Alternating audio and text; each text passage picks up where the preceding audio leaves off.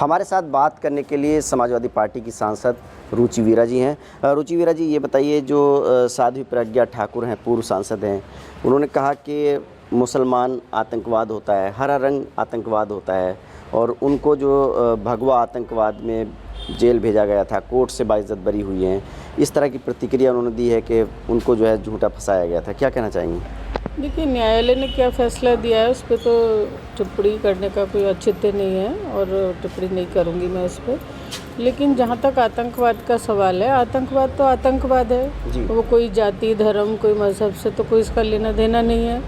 अब भाई महात्मा गांधी जी को किसने मारा, वो तो कोई, जैसे आपने कहा भी कि भाई वो कह रही हैं कि हरे रंग वाले जी, तो भाई उन्हें किसी महात्मा गांधी जी को किसने मारा, इंदिरा गांधी जी को किसने मारा, भाई जो कि मतलब बहुत बड़ी शख्सियत थे, बहुत बड़ी धरोहर थे देश की, राजीव गांधी जी को किसने मारा। तो हमारा कहना ये है कि आतंकवाद का कोई धर्म नहीं होता। आतंकवाद आतंकवाद है, किसी भी देश के लिए बहुत घातक है, नासूर है, और आतंकवाद ख़त्म होना चाहिए, किसी भी तरह का हो। उन्होंने कहा कि पहलगांव में जिस तरह से धर्म पूछ करके, नाम पूछ करके, पहचान उजागर करके मारा गया, तो उसको लेकर भी उन्होंने मुद्दा उठाया। दूसरा, जो कांग्रेस के नेताओं ने भगवा आतंकवाद का नारा दिया था जब ये लोग जेल गए थे, तो उसको लेकर के उन्होंने सवाल उठाया कि जो भगवा आतंकवाद था वो झूठा था। जो पहलगाम में हुआ वो तो सरकार के ऊपर बहुत बड़ा एक सवाल है, बहुत फेलियर है सरकार का, इंटेलिजेंस का, कि जहाँ रोज़ाना हज़ारों की तादाद में सैलानी आते हैं और मौजूदा सरकार ने और आदरणीय प्रधानमंत्री जी ने ये संदेश दिया कि कश्मीर में अब सेफ़ है जाना, उन्हीं के भरोसे पे परिवार के साथ लोग वहाँ गए और उनके साथ इस तरह का हादसा हुआ। एक भी कोई किसी किस्म की तैनाती नहीं थी, किसी सिक्योरिटी का वहाँ इंतज़ाम नहीं था, और इतना बड़ा हादसा हुआ। तो ये बहुत बड़ा सवाल है कि क्यों सिक्योरिटी नहीं थी, ये हादसा हुआ क्यों, कौन जिम्मेदार है इसका, किसी को जिम्मेदारी लेनी चाहिए।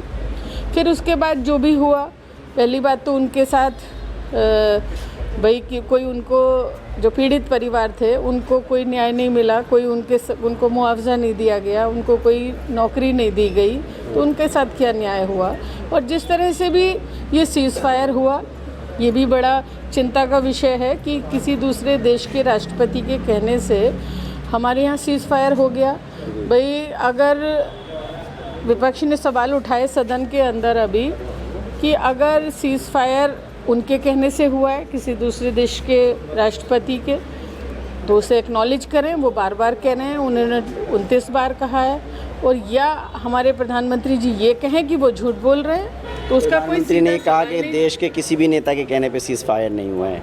नहीं, वो उन्होंने गोलमोल जवाब दिया ना। वो ये कहें कि जो अमेरिका के राष्ट्रपति हैं वो गलत बयानबाजी कर रहे हैं, वो झूठ कह रहे हैं, ऐसा भी नहीं कहा। अमेरिका ने जो अब टैरिफ लगा दिए हैं भारत पर, और ये जो पूरा ऑपरेशन सिंदूर चला था, तो आपको लगता है कि विदेश नीति में कहीं भारत नाकाम रहा? बिल्कुल बड़ी चिंता का विषय है कि इस पूरे एपिसोड में कोई भी देश हमारे साथ खड़ा नहीं हुआ, बल्कि उल्टा पाकिस्तान की मदद करी।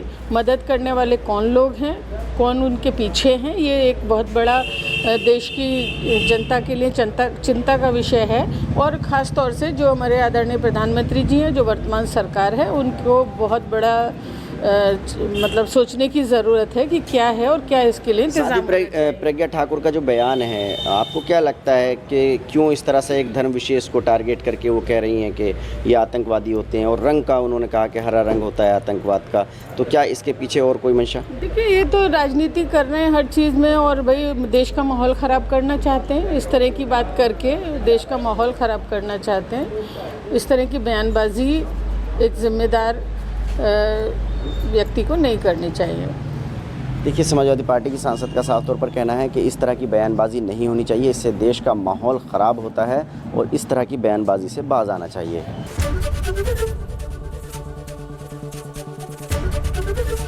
एबीपी गंगा, खबर आपकी, जुबान आपकी।